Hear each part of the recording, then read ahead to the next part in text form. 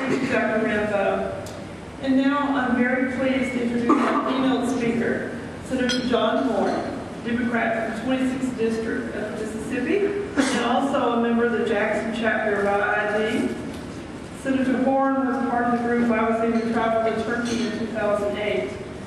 If you were here last year, you may remember the very eloquent essay that I read, that John had written, that appeared in the Clarion Ledger, in which he wrote about his experiences in Turkey. It was a very moving essay. He's a graduate of Center College in Kentucky, also attended programs at Duke and Jackson State, a longtime senator, heavily involved in many important committees in Mississippi. He's also well known for his work in community development. Tonight, Senator Moore will share some of his observations about IID and the Gulen movement. Please join me in welcoming Senator John Horn.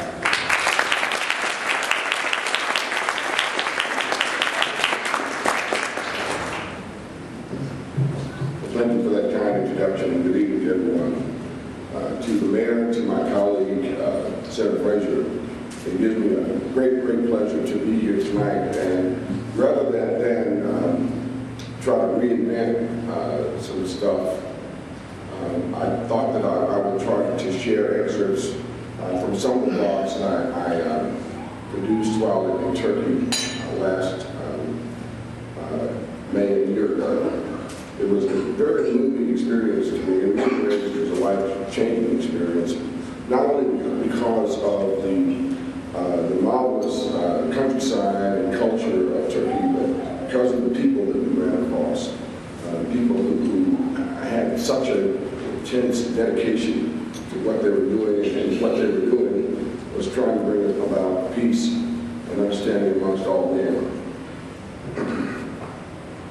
Since before the days of Abraham, Anatolia, or Turkey as we know it today, has played a major role in the history of civilization. Muslims, Christians, and Jews all trace people, developments, and historical sites important to their respective religions back to Turkey.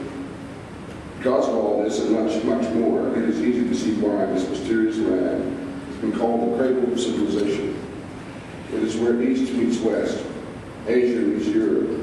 It is the land of the Byzantines, the Mongols, the Ottomans, the Greeks, the Romans, the Christians, the Arabs, the Jews, the Muslims, and much more. How do you wrap your arms around Turkey? The answer is you don't. It wraps its arms around you, no matter your background, interest, or inclinations. Most of the world has had an impact on Turkey. And unbeknownst to many people, Turkey has had an impact on most of the world through its religions, its history, and culture, but most of all, its strategic location. The captivating topography of Turkey, wedged between the continents of Europe and Asia, is about as diverse as its people. Snow-capped mountains, deserts, desert-like flatlands, Mediterranean and Aegean seasides, not to mention the Black Sea, and magnificent hillsides on the environment Turkish people have fought and loved for, built and destroyed, celebrated and anguished over. With Europe to the west and the Middle East to the east, Turkey is truly a land between worlds. It offers invitations to both, creating its own unique multi-layered kingdom in the process. There is no one Turkey, yet somehow Turkey folds those many layers of ethnic and cultural diversity into one juggernaut of power and accomplishment. Perhaps it is because these varied groups do share some of the same characteristics: warmth, generosity, ingenuity, vitality, and above all, love of the feast. They are also able to move through their complicated world with ease. By example, the best of modern technology coexists comfortably alongside traditional ways. Turkey can do highbrow or lowbrow at the bat of the lash. Microwave ovens do not replace the such.